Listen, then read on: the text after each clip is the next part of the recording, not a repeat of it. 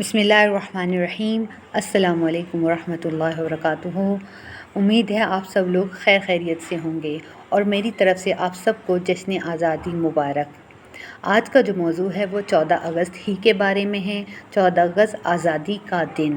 پاکستان ہمارا پیارا ملک ہے، اس کو حاصل کرنے کے لیے ہم نے بڑی قربانیاں دی ہیں، اسی لیے اس کے اہم دن ہم بڑے جوش و خروش سے مناتے ہیں۔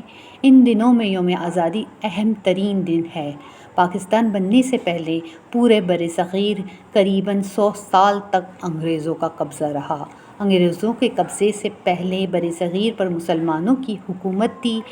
انگریزوں سے آزادی حاصل کرنے کے لیے مسلمان مسلسل کوشش کرتے رہے۔ اللہ تعالیٰ محنت کا پھل ضرور دیتا ہے۔ یہی وجہ ہے کہ بہت سی قربانیاں دینے کے بعد آخر کار 14 اگست 1947 کو پاکستان بن گیا۔ اس دن برصغیر کے مسلمان انگریزوں کی غلامی سے آزاد ہو گئے اور اپنا ایک الگ ملک حاصل کرنے میں کامیاب ہو گئے۔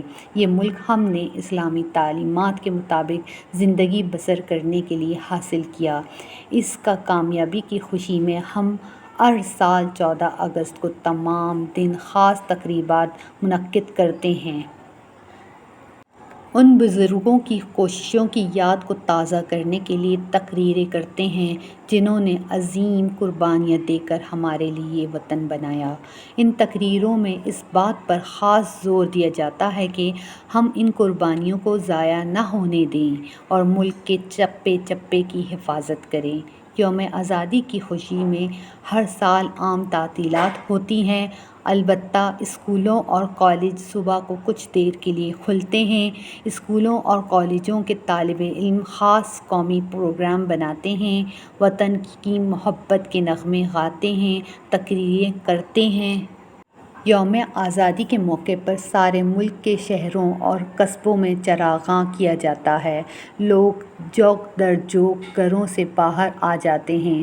سرکاری اور نجی عمارتوں پر پرچم لہرائے جاتے ہیں۔ کراچی میں لوگ بانی پاکستان قائد اعظم رحمۃ اللہ علیہ کے مزار پر جاتے ہیں، قرآن خوانی اور فاتحہ خوانی کرتے ہیں، پھولوں کی چادریں چڑھاتے ہیں۔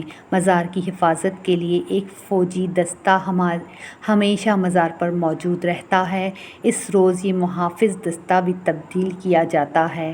مساجد میں ملک و قوم اور تمام امت مسلمہ کی ترقی اور خوشحالی کی سلامتی کے لیے دعائیں مانگی جاتی ہیں۔